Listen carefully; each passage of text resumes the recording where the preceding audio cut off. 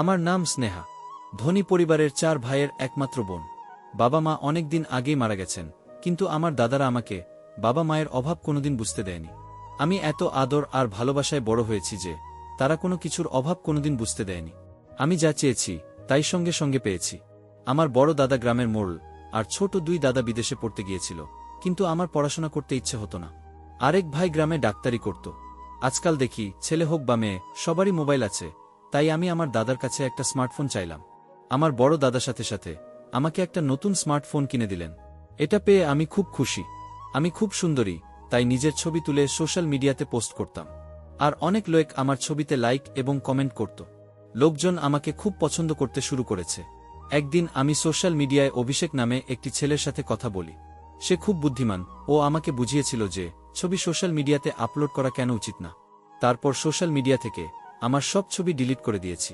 ধীরে ধীরে অভিষেকের সাথে আমার বন্ধুত্ব বাড়তে থাকে, এবং আমাদের বন্ধুত্ব কখন প্রেমে পরিণত হয় বুঝতেই পারিনি। তার সাথে প্রতিদিন ফোনে কথা বলতাম, আর ঘন্টার পর ঘন্টা গল্প করতাম। আমি গ্রামের মেয়ে আর অভিষেক শহরের। আমরা দুজনেই একে অপরের প্রেমে পড়েছি। একদিন জানতে পারলাম আমার দাদা গ্রামের উকিলের সাথে আমার বিয়ে ঠিক করেছেন, কিন্তু আমি অভিষেককে ভালোবাসি, তাই অন্য কাউকে বিয়ে করব কিভাবে? আমি আমার বৌদিকে অভিষেকের কথা বললাম। যখন বৌদি দাদাকে বলল অভিষেককে আমি ভালোবাসি, তখন দাদা আমার হাত থেকে মোবাইল কেড়ে নিয়ে আমাকে বলে, ওই ছেলের সাথে কথা বলবি না, সোশ্যাল মিডিয়া দেখে কারো প্রেমে পড়া ঠিক না। এই ধরনের মানুষরা সব সময় প্রতারক হয়, যারা মেয়েদেরকে প্রেমের ফাঁদে ফেলে প্রতারণা করে। কিন্তু অভিষেক এরকম না। আমি দাদাকে বোঝানোর অনেক চেষ্টা করেছি, কিন্তু দাদা আমার কোনো কথা শোনেননি। দাদা আমাকে অভিষেককে ভুলে যেতে বলেছিলেন, কিন্তু আমি ভুলতে পারিনি। একথা আমি অভিষেককে বললে অভিষেক আমাকে বাড়ি থেকে পালিয়ে যেতে বলে। আমি দাদাকে অনেক বোঝানোর চেষ্টা করেছি, কিন্তু দাদা বোঝেননি। তাই একদিন রাতের অন্ধকারে গোপনে বাড়ি থেকে পালিয়ে অভিষেকের দেওয়া ঠিকানায় পৌঁছাই। অভিষেকের সাথে দেখা হওয়াতে আমি খুব খুশি, কারণ অভিষেককে প্রথমবার দেখেছি। আমাকে দেখে অভিষেকও খুব খুশি। অভিষেকের ফ্যামিলিতে কেউ নেই, ও একটা ভাড়া বাড়িতে থাকে। আমরা দুজনে কোর্ট ম্যারেজ করে স্বামী স্ত্রী হই। সংসারকে সুন্দরভাবে চালানোর জন্য অভিষেক খুব পরিশ্রম করত। আমি অভিষেকের সাথে খুব খুশি। আমি বাড়ি থেকে পালিয়ে এসেছি, তাই হয়তো আমার দাদারা আমাকে খুঁজে বের করার চেষ্টা করেছে, কিন্তু তাতে আমার কিছু যায় আসে না। আমি আমার স্বামীকে নিয়েই খুশি। অভিষেক ও আমার ছোটখাটো প্রয়োজনের যত্ন নিত। আমি আমার জীবনে এই সিদ্ধান্ত নেওয়ার জন্য কখনো আফসোস করিনি, কিন্তু একদিন আমার সাথে এমন ঘটনা ঘটল যা আমি কখনো কল্পনাও করিনি। একদিন আমি ফোন পেলাম আমার স্বামীর অ্যাক্সিডেন্ট হয়েছে। আমার পায়ের নিচ থেকে মাটি সরে গেল। দৌড়াতে দৌড়াতে হাসপাতালে গিয়ে দেখি আমার স্বামী মৃত্যুর কোলে ঢলে পড়েছে। মানে আমার সারা জীবন নষ্ট হয়ে গেছে, যার জন্য আমি গ্রাম থেকে শহরে এসেছি। আজ সে আমাকে একা রেখে চলে গেছে। কাঁদতে কাঁদতে আমি অজ্ঞান হয়ে গেলাম। সেই অবস্থাতেই স্বামীর শেষকৃত্য করেছি, কারণ এই শহরে আমার স্বামীর নিজের কেউ নেই, আর আমারও স্বামী ছাড়া কেউ নেই। কিন্তু সেও আমাকে ছেড়ে চলে গিয়েছে। এখন আমি সম্পূর্ণ একা। আমি কখনো ভাবিনি আমার সাথে এমন হতে পারে। আমি খুব একটা শিক্ষিত না, এবং আমার যা কিছু আইডি ছিল সব দাদাদের বাড়িতে। আর আইডি না থাকায় আমি কোনো কাজও পাচ্ছি না। বিয়ের মাত্র 2 মাস পরে অভিষেকের মৃত্যুর পর আমি দাদাদের সাথে যোগাযোগ করার চেষ্টা করলে তারা আমাকে অস্বীকার করে বলে, তুই আমাদের জন্য মরে গেছিস, তুই আর এ বাড়িতে পা দিবি না। আমরা সারা গ্রামে বলে দিয়েছি তুই মারা গেছিস, আর একটা লাশ এনে গ্রামের সবাইকে দেখিয়েছি। আমি জানতাম যে দাদাদের কাছ থেকে আমি এই রকমই উত্তরই পাব, কিন্তু আমি এখন কিভাবে বাঁচব? আমার মাথায় তো সমস্যার পাহাড় নেমে এসেছে। অভিষেক মারা গেছে 1 মাস হয়ে গেছে। কয়েকদিন আশেপাশের লোকজন আমাকে সাহায্য করে, কিন্তু কতদিন এভাবে কেউ সাহায্য করতে পারে? আমি ঘরের কিছু জিনিসপত্র বিক্রি করে কোনোরকম খেয়ে পড়ে বাঁচতে লাগলাম। কিন্তু ভাড়া না দেওয়ায় একদিন বাড়িওয়ালা আমাকে বাড়ি থেকে বের করে দিলেন। এখন এমন খারাপ দিন এলো যে আমি রাস্তায় ভিক্ষা করতে বাধ্য হলাম। যখন কেউ খাবার দিত তখনই খেতাম, না হলে খালি পেটেই ঘুরে বেড়াতাম। থাকার জায়গা ছিল না, তাই রাস্তায় দিনরাত পড়ে থাকতাম। একদিন খিদের জ্বালা সহ্য করতে না পেরে একজন লোক ভিক্ষা দিতে এলে আমি তার পা ধরে বলতে লাগলাম, স্যার, আমি 2 দিন কিছু খাইনি, আমাকে কিছু খেতে দিন। দয়া করে আমাকে কিছু খেতে দিন, না হলে আমি মরে যাব। তিনি আমাকে বললেন, তুমি কি আমার বাড়িতে যেতে পারবে? একটা শুনে আমি অবাক হয়ে গেলাম। তিনি বলতে লাগলেন, আমার বউ মারা গেছে, আমার একটি ছেলে আছে, বয়স 4 বছর। আমি চাই তুমি আমার ছেলের দেখাশোনা করো। যদি তুমি তার দেখাশোনা ঠিকমতো করতে পারো, তাহলে আমি তোমাকে থাকা খাওয়া সব দেব, এবং তুমিও বেঁচে যাবে। যাই হোক, আমার জীবন খুব কষ্টে চলছিল। আমার থাকার কোনো জায়গাও নেই। বাড়িওয়ালাও বাড়ি থেকে বের করে দিয়েছিলেন। এখন কেউ খাবার দিলে খাই, না দিলে না খেয়ে থাকি। তাই আমি সাথে সাথে রাজি হয়ে লোকটির সাথে তার বাড়িতে গেলাম। বাড়িটা অনেক বড় এবং সে খুব ধনী। ওই বাড়িতে উনি ছাড়া একটা ছোট বাচ্চা ছিল যার বয়স 4 বছর। উনি আমাকে খাবার খেতে দিলেন আর বললেন, আরামসে পেট ভরে খাও। প্রথমে তো আমি পেট ভরে খাবার খেলাম। খাবার খাওয়ার পর তিনি আমাকে বললেন, তুমি এই বাড়িতে আরামে থাকতে পড়, এখানে তোমার কোনো সমস্যা হবে না, এই বাড়িতে শুধু আমি আর আমার ছেলেই থাকি, এবার তুমি বলো তুমি কে। আমি বললাম আমার নাম স্নেহা, এবং আমি খুব ধনী পরিবারের মেয়ে ছিলাম। আমি আমার 4 ভাইয়ের একমাত্র বোন। আমি সোশ্যাল মিডিয়ায় একটি ছেলের প্রেমে পড়ে গ্রাম ছেড়ে এখানে আসার পর আমাদের জীবন সুখেই চলছিল। তারপর একদিন আমার স্বামী দুর্ঘটনায় মারা গেলে আমার উপর আকাশ ভেঙে পড়ে এবং আমাকে রাস্তার ধারে ভিক্ষা করতে বাধ্য হতে হয়। দুদিন কিছুই খেতে পাইনি, তাই আপনার পায়ে পড়ে মিনতি করেছিলাম, আপনি আমাকে সাহায্য না করলে আমি না খেয়েই মারা যেতাম।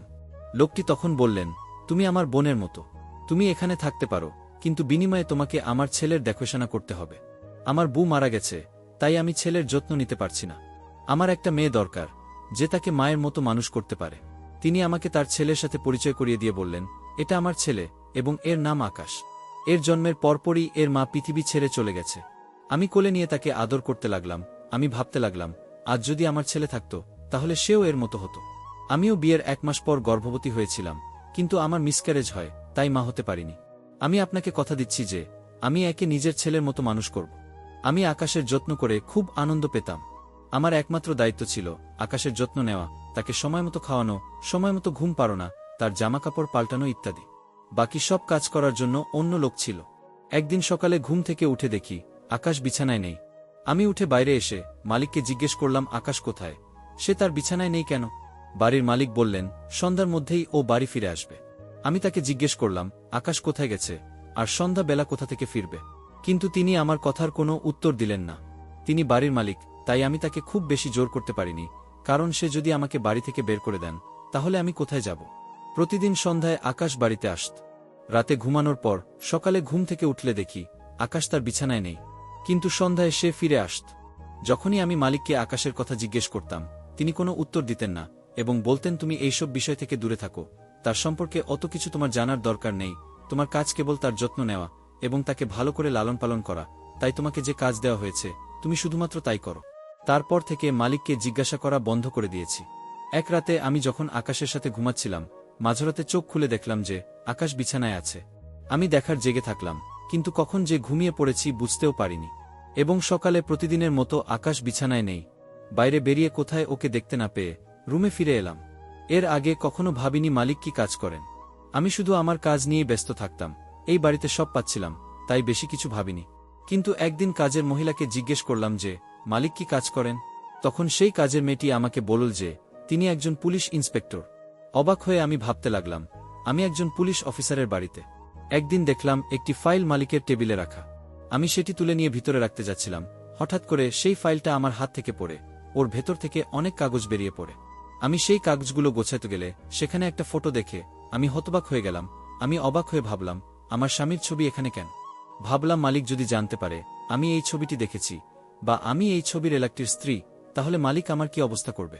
ভয়ে তাই তাড়াতাড়ি সবকিছু গুছিয়ে ফাইলটি মালিকের ঘরে রেখে ফিরে এলাম। এখন আমার ভয় করতে লাগলো এবং সবচেয়ে বড় ব্যাপার, ভীষণ টেনশনে পড়ে গেলাম। কিন্তু তবুও আমি এখান থেকে যেতে পারিনি, কারণ এই বাড়িটা ছাড়া আমার আর কোনো থাকার জায়গা নেই।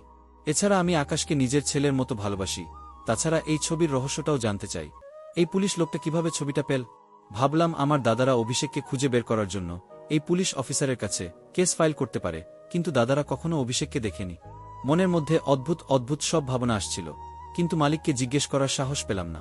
4 মাস হয়ে গেল আমি এখানে আছি। বাচ্চাটি আমাকে মা বলে ডাকতে শুরু করেছে, কিন্তু এতে মালিকের কোনো আপত্তি নেই। তারপর মালিক আমাকে একটা মোবাইল দিয়ে বলল, তোমার সাথে কথা বলার দরকার হতে পারে, তাই এটা রাখো। একদিন আমার মোবাইলে একটা ফোন আসে। আমি কাজে ব্যস্ত ছিলাম, তাই কল ধরতে পারিনি। পরে মোবাইলের দিকে তাকাতেই একটা অচেনা নাম্বার ভেসে উঠল। আমি খুব একটা পাত্তা দিলাম না। কিছুক্ষণ পর সেই নাম্বার থেকে একটা মেসেজ এলা, তাতে লেখা ছিল, স্নেহা তুমি কেমন আছো? খুব অবাক হলাম। ভাবলাম হয়তো এখানকার কোনো কাজের মেয়ে আমার সাথে মজা করছে, তাই আমি ওই মেসেজের রিপ্লাই দেইনি। এরপর প্রতিরাতে এই নাম্বার থেকে মেসেজ আসতে থাকে। মেসেজে নানা রকমের কথা, আমার পুরানো জীবন এবং মাঝে মাঝে আমার দাদাদের সম্পর্কে বিভিন্ন কথা। আমার স্বামী একমাত্র ব্যক্তি ছিলেন যিনি আমার সম্পর্কে এইসব কথা জানতেন। আমার সাথে যা ঘটছে তাতে আমি ভয় পেয়ে গেলাম। জানি না কে সে আর কেন সে আমাকে জ্বালাতন করছে। সে বলতো, তুমি আমাকে তোমার বন্ধু মনে করতে পারো, তোমার সমস্যা হলে আমাকে মেসেজ করে জানিও, আমি তোমার সব সমস্যার সমাধান করে দেব। কিন্তু আমি ভয় পেয়ে নাম্বারটি ব্লক করে দিলাম। তারপর সে আমাকে নতুন নতুন নাম্বার দিয়ে মেসেজ করতে শুরু করে। আমি যত নাম্বার ব্লক করি সে তত নতুন নাম্বার দিয়ে আমার সাথে কথা বলার চেষ্টা করত। সে এমন এমন কথা বলতো যে আমি টেনশনে পড়ে যেতাম। যাই হোক, ধীরে ধীরে আমি তাকে বিশ্বাস করতে শুরু করি এবং তার সাথে কথা বলতে শুরু করি। আমার যে কোনো সমস্যা তার সাথে শেয়ার করি। সে আমার পুরনো জীবনের কথা বলে, আমার সাথে মজা করে।